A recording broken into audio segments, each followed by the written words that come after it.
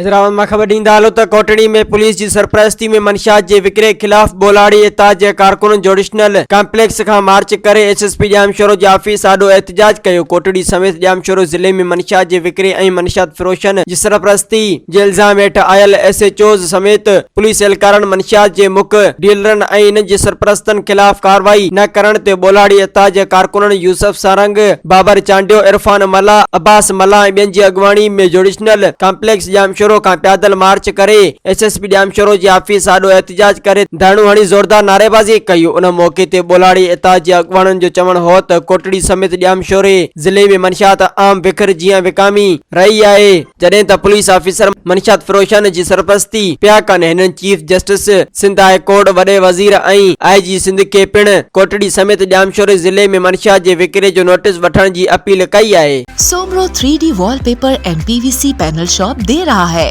सबसे अच्छी सर्विस, बेहतरीन क्वालिटी के आला मयार वॉलपेपर और सीलिंग खूबसूरत डिजाइन और कलर्स में दस्तयाब है। हर किस्म के PVC वॉलपेपर्स और सीलिंग लगवाने के लिए हमसे राब्ता करें।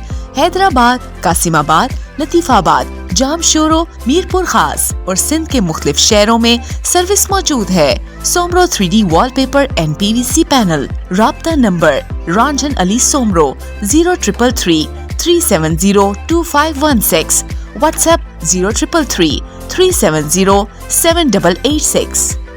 मज़ीद ख़बरन ऐं तफ़सीलात लाइ विज़िट कयो असांजी वेबसाइट www.awamiNewsHD.com ऐं ॾिसंदा रहो अवामी न्यूज़ HD।